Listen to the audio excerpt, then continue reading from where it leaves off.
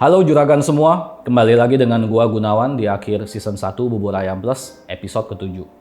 Kalau di episode sebelumnya, kita udah bahas soal naikin cuan lewat penghematan beban karyawan dan HPP. Kali ini gua akan share soal cara efisiensi beban sewa. Loh, sewa kan beban tetap. Gimana cara efisiensinya? Emang bisa? Bisa banget. Kuncinya di cara memanfaatkan beban sewa dengan maksimal. Sebelum masuk ke teknik efisiensi beban sewa, gue mau cerita dikit tentang Rebel Foods. Ini ada kaitannya dengan efisiensi beban sewa nih. Rebel Foods didirikan oleh Jaideep dan Kallol, bermula dari restoran bernama Vasos di tahun 2004 di India.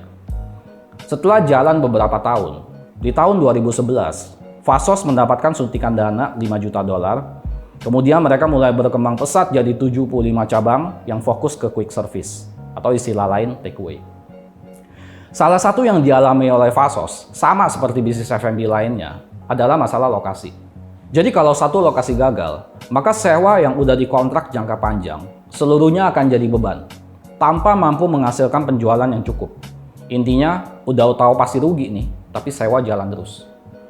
Kemudian kita fast forward ke tahun 2013, di mana food delivery mulai dikenal di market. Vasos kemudian mencoba mengimbangi penjualan di dalam toko dan delivery mereka. Kemudian mereka temukan fakta yang mengejutkan. Ternyata 70% dari customer mereka bahkan nggak pernah datang ke dalam restoran. Ini yang dinamakan kekuatan data. Kalau nggak ada data, kita sendiri juga nggak akan tahu. Juragan sendiri punya nggak data historis? Pakai ESB kan? Data-data kayak gini bisa didapatkan. Nah, lanjut. Berkat online presence ini, rasio beban sewa Vasos turun dari 15% menjadi 4% dalam 2 tahun. Mulai saat itu, Jaideep dan Kallol melihat satu model bisnis restoran yang bisa dijalankan dengan modal rendah. Di mana mereka tambahkan brand yang mereka buka, nggak perlu lokasi khusus, tinggal ikut ke lokasi dapur yang udah ada. Berarti nggak ada tambahan beban sewa. Begitu satu brand mulai kelihatan bisa diterima oleh customer, baru kemudian brand tersebut dikembangkan dengan agresif. Berkat cara ini mereka berhasil mengembangkan 20 brand hingga tahun 2018. Mulai saat itu, inilah nama Rebel Foods diperkenalkan. Kemudian Rebel Foods membuka konsep yang mereka temukan ini ke pengusaha F&B lain untuk bergabung dalam ekosistem yang dibuat oleh mereka. Sampai sekarang jumlah restoran di bawah Rebel Foods ada kurang lebih 2.200 brand. Juragan, konsep Rebel Foods atau konsep Ghost Kitchen ditemukan secara nggak sengaja di saat 2 orang pengusaha F&B di India berusaha menganalisa data dan menekan beban. Salah satunya beban sewa. Sekarang gue balik ke bisnis juragan yang sekarang ini, bisnis restoran. Coba ya, kita analisa. Juragan sewa tempat untuk buka outlet. Pastinya dibagi jadi bagian dapur, tempat masak, serving, meja makan, dan seterusnya. Pernah nggak juragan analisa, apakah lokasi-lokasi tersebut sudah dipergunakan secara maksimal? Tempat-tempat itu kepake maksimal di jam berapa aja? Biasanya nih, nggak jauh-jauh dari jam sarapan, lunch, dinner. Ya, biasanya orang makan di jam-jam itu. Dan pastinya, kapasitas jualan outlet terbatas pada jumlah meja dan kursi. Jadi, apa hubungannya dengan penghematan beban sewa? Nah, logika paling mendasar dari menghemat beban sewa adalah mempergunakan apa yang udah kita sewa semaksimal mungkin. Pakai idle capacity outlet, yaitu kapasitas yang nggak kepake. Selama ini kapasitas jualan di outlet terbatas pada salah satu, either itu jumlah meja atau jenis menu.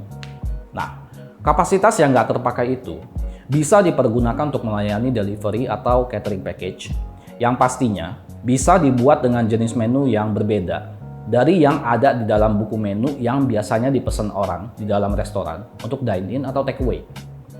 Karena delivery dan catering package pastinya butuh menu yang cepat dalam hal preparation dan harus ramah terhadap kemasan dan waktu. Tapi justru perbedaan menu ini memungkinkan juragan untuk mengisi idle capacity outlet untuk jualan sebanyak mungkin dan secepat mungkin. Jualan secara digital, marketing juga secara digital. Kita lihat, Rebel Foods bisa turunkan rasio sewa mereka dari 15 ke 4%. Ada 11% beban yang berubah dari beban jadi cuan. Ingat, mereka lakukan transformasi itu pada saat mereka juga masih jualan dengan cara tradisional. Apakah kita juga bisa lakukan? Bisa dong juragan, walaupun nggak perlu secanggih Rebel Foods. Mereka pindah haluan dari tradisional F&B ke full digital. Kalau kita cari jalan tengah aja. Cukup isi idle capacity kita. Terus, gimana caranya? 1. Analisa data. Kita analisa kapan outlet kita full capacity dan kapan ada idle capacity-nya. 2. Ciptakan menu khusus yang masaknya cepat untuk delivery atau catering package. Di sini mungkin butuh banyak bahan setengah jadi. Nah, biasanya bahan setengah jadi ini disiapin di Central Kitchen. Gua pernah share ya, penghematan HPP buat Central Kitchen. Silakan klik link di kanan atas juragan. 3. Digital marketing. Kita sesuaikan hasil nomor 1 dan 2 tadi dengan digital marketing. Jualan di sosmed misalnya. Kalau nggak ngerti cara digital marketing, banyak ahli yang bisa bantu. Nggak mahal kok. Udah zaman digital kan? Kita nggak mau kalau sampai kita dilindas sama kompetitor yang melek digital. 4. Otomatisasi proses. Kita mau jualan sebanyak mungkin dan secepat mungkin kan? Pastikan juragan kurangi, bahkan kalau bisa hilangkan proses catat order secara manual, perintah masak ke dapur pakai teriak atau pakai kertas, manage urutan delivery customer pakai kertas atau Excel. Nah, kalau pemenuhan pesanan customer telat, kan customer kecewa juragan. 5. Terakhir, persiapkan tim untuk sambut order digital. Untuk kumpulkan data, laporan, dan analisa, lalu kendali beban pokok buat menu-menu khusus delivery, terus manajemen Central Kitchen, semua ini bisa dibantu ESB. Juragan bisa pakai software ESB. Ada alasan kenapa ESB dipercaya oleh banyak brand F&B besar. Karena fokus ESB adalah bantu juragan untuk menaikkan cuan. ESB punya sistem yang terintegrasi, yang mendukung proses bisnis cloud kitchen. Juragan nggak perlu bikin software sendiri. Kita udah bantu berbagai cloud kitchen besar sejak 2019. Demikian, dengan mengisi idle capacity, juragan bisa naikkan penjualan, sementara beban sewa nilainya tetap. Sehingga rasio beban sewa kita bisa kita turunkan, dan cuan bisa ditingkatkan. Sebagai latar belakang, gue adalah praktisi keuangan dan manajemen berpengalaman selama lebih dari 20 tahun. Hal-hal yang barusan gue jelaskan itu udah jadi bagian dari pekerjaan gue sehari-hari. Yang mana pengalaman gue selama itu sekarang gue tuangkan dalam produk yang kita namakan ESB. Semua yang gue tuangkan dalam episode ini bisa dilakukan dengan ESB.